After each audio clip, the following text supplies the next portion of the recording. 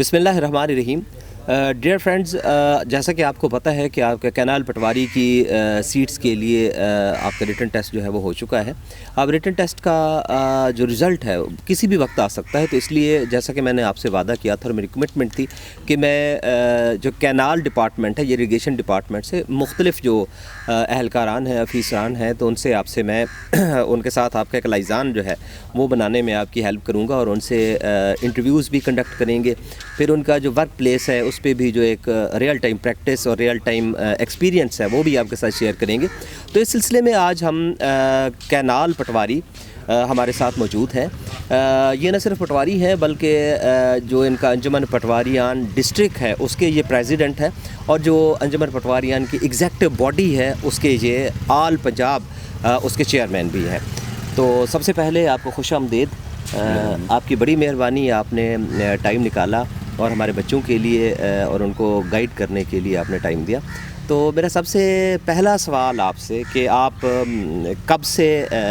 महकमा नहर में काम कर रहे हैं और इस वक्त आपको कौन कौन सी मराहत मिल रही हैं और आपकी तनख्वाह तकरीबन कितनी है इस वक्त? सबसे पहले तो ज़फ़र साहब, मैं आपका शुक्रिया अदा करना चाहता हूँ कि इस मौजू पर मुझे बोलने का मौका दिया। मैं महकमा इरीगेशन में बतौर पटवारी भर्ती हुआ 1995 में,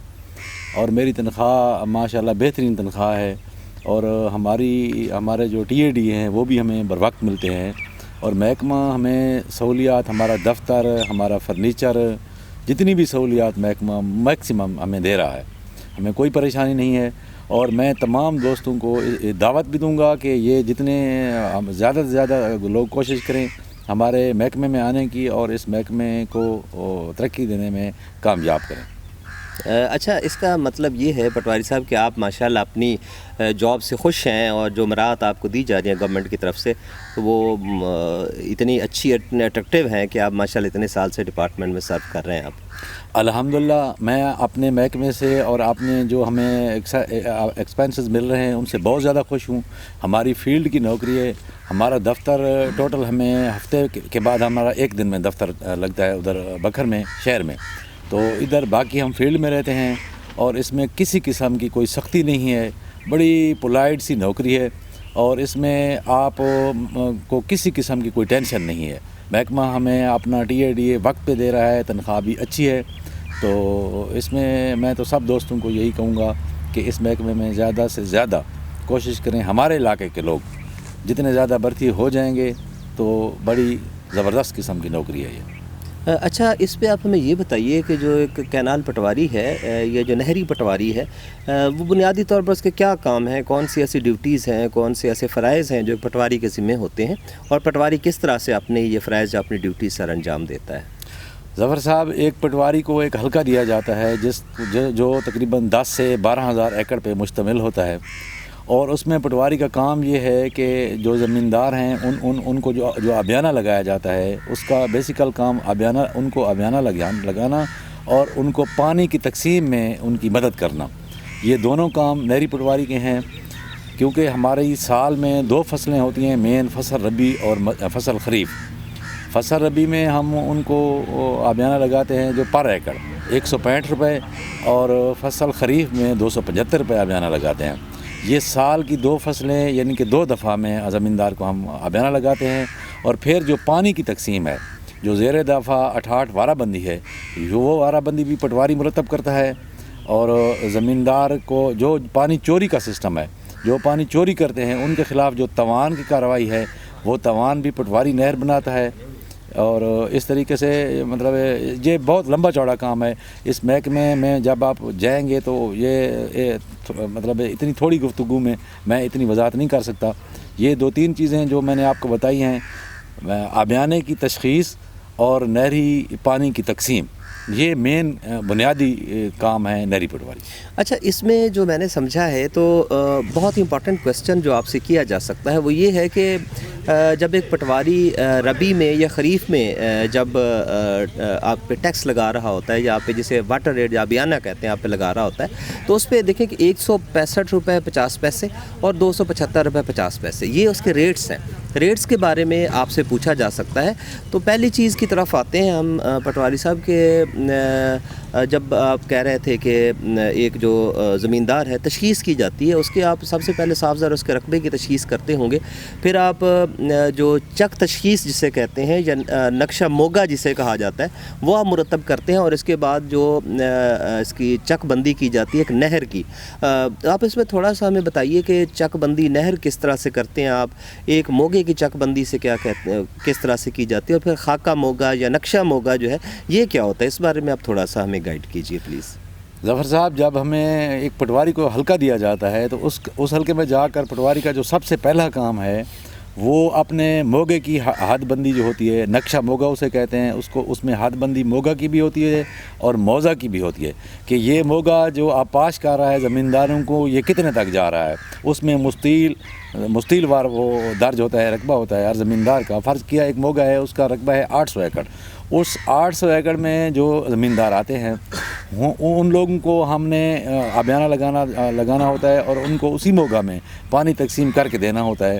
دوسرا، جب آپ موگے کی حد بندی بنا لیتے ہیں تو اس کے بعد آپ پوری نہر کی حد بندی بناتے ہیں جو آپ کے حلقہ میں ہے، جو پورے جب نہر کی آپ حلقہ بندی بنا لیں گے تو آپ کا حلقہ کمپلیٹ ہو جائے گا۔ اس میں ہر موگے کا علیحدہ سائز ہے۔ فرض کیا ایک موگے میں 600 ایکڑ ہے، وہ 600 ایکڑ کو آپاش کر رہا ہے تو اس کی جو ہے جو اس کی نکاسی ہے پانی کی، فرض کیا وہ 5 انچ ہے، اور ایک دوسرا موگا ہے جس کا 900 ایکڑ رقبہ ہے، اس کی نکاسی 7.5 انچ ہے۔ اس طریقے سے جتنا رقبہ زیادہ ہوتا جائے گا پر موگا میں اس کی نکاسی جو اس کا پیپ ہوگا وہ اتنے انچ زیادہ ہوتا جائے گا۔ یہ جو چک بندی ہوتی ہے اس میں سب سے جو بنیادی چیز ہے، ہم جب گرداوری کرتے ہیں اس میں ایک موگا میں تو ہم قلعہ وار گرداوری کرتے ہیں۔ زمیندار کو آبیانہ تشخیص کرنے میں جو ہمیں سب سے بنیادی ہمارا کام ہے کہ ہم ایک موگا میں جاتے ہیں اور ہم تشخیص کرتے ہیں کہ ایک زمیندار، فرض کیا ظفر صاحب زمیندار ہے، ہم اس کا رقبہ 10 ایکڑ ہے۔ جب ہم آبیانہ لگاتے ہیں اس کو، فرض کیا ربی میں اس کو آبیانہ ہم نے لگانا ہے تو ہم 10 کو 165/50 ضرب دیں گے اور اس کو ظفر صاحب کا آبیانہ کمپلیٹ ہو جائے گا۔ اور اس کے بعد کیونکہ ابھی جو نیا سسٹم آیا ہے ای آبیانہ، اس میں سارا ریکارڈ ہم نے کمپیوٹرائز کرا دیا ہے اور ابھی بل شروع ہو گئے ہیں، ہر زمیندار کو بل آ رہے ہیں، اس میں اپنا آبیانہ بھی ہے اور اس میں اس کا کل رقبہ بھی ہے، اس میں پوری تفصیل لکھی ہوئی ہے کہ کب اس کو جمع کروانا ہے، اس میں پوری ڈیٹیل ہے۔ تو ابھی زمیندار کے لیے تو کچھ مشکل بھی نہیں رہا، وہ اپنے ایزی پیسہ سے وہ ای آبیانہ کا بل جمع کروا سکتا ہے، ایزی پیسہ سے کروا سکتا ہے، بینک میں کروا سکتا ہے۔ جو پہلا مینول سسٹم تھا وہ ختم ہو گیا ہے، اب تو یہ ماشاءاللہ بڑا جدید سسٹم ہو گیا ہے اور اس کو سمجھنے میں بھی اتنا زیادہ نہیں محنت کرنی پڑتی۔ ابھی جو پہلے تھے، کیونکہ تعلیم کم تھی لوگوں کی، میٹرک پہ تھا پٹواری، ابھی کیونکہ اس کو 11واں سکیل مل گیا ہے تو پٹواری جو ہے اب ماشاءاللہ جو 11ویں سکیل میں بھرتی ہوں گے، کیونکہ مقابلے کا امتحان دے کر آئیں گے، وہ کمپیوٹر کو بھی سمجھیں گے اور ٹیب انہیں مل رہا ہے۔ اب ہر پٹواری کو ایک ٹیب دیا جا رہا ہے جس میں وہ بل جمع کروا سکیں گے زمیندار حلقہ میں۔ اچھا، اس پہ آپ نے ایک ماشاءاللہ بڑا اچھے طریقے سے آپ ہمارے جو بچے ہیں ان کو گائیڈ کر رہے ہیں۔ اس پہ ایک چیز بڑی امپورٹنٹ کی آپ نے کہ جو سائز ہے موگے کا، مثلاً آپ بتا رہے تھے کہ وہ 6 انچ بھی ہو سکتا ہے، وہ 8 انچ بھی ہو سکتا ہے، تو اکثر یہ ہوتا ہے کہ زمیندار خود سے سائز کو بڑا کر لیتے ہیں کیونکہ وہ موگا ہے نہر کے اندر لگا ہوا ہے، تو 6 انچ کی جگہ پہ 8 انچ کا موگا لگا لیتے ہیں۔ اسی طرح سے اکثر دیکھا گیا ہے کہ نہر کو کٹ لگا دیتے ہیں اور کٹ لگا کے وہاں پہ جو ہے وہ پانی چوری کر لی جاتی ہے۔ تو یہ ایک بہت ہی امپورٹنٹ ٹاسک ہے، بہت ہی امپورٹنٹ ڈیوٹی ہے پٹواری کی، اور پٹواری اس کے لیے ایک تار بھیجتا ہے اپنے ڈپارٹمنٹ کو جس پہ تاوان باقاعدہ سے عائد کیا جاتا ہے۔ تو اس سلسلے میں تھوڑا سا گائیڈ کیجیے کہ کوئی اگر اپنے موگے کا سائز جو ہے وہ بڑا کر لیتا ہے یا آپ نہر میں کٹ لگا لیتا ہے یا پانی چوری کرتا ہے تو آپ اس کی اطلاع اپنے ڈپارٹمنٹ کو کیسے دیتے ہیں؟ ظفر صاحب، بڑا اہم سوال کیا ہے آپ نے پانی چوری کے حوالے سے۔ پانی 2 طریقے سے چوری ہو رہا ہے زیادہ تر ہماری نہروں میں۔ ایک تو موگے کا سائز فرض کیا 6 انچ ہے تو یہ پیپ نکال کر جو زمیندار ہوتے ہیں وہ 8 انچ کر دیتے ہیں، 9 انچ کر دیتے ہیں، یہ پانی چوری ہو گیا۔ دوسرا، نہر کو کٹ لگاتے ہیں۔ اس کے لیے بڑی سخت قانون ابھی بنائے گئے ہیں، اس میں جیل بھی آپ کو ہو سکتی ہے اور اس میں جرمانے بھی بڑے ہیوی جرمانے ہیں۔ اس میں ایک جو بنیادی کام اس کو تار دینے کا ہے، جو انفارم کرتا ہے وہ اوور سیئر کرتا ہے اور اس تار کو کنفرم ایس ڈی او کرتا ہے۔ پٹواری کا کام ہے جو پانی چوری کر کے جتنا رقبہ آپ آباش کر رہے ہیں چوری کے پانی سے، اس رقبے کی تشخیص کس زمیندار نے کتنا زیادہ پانی لگایا ہے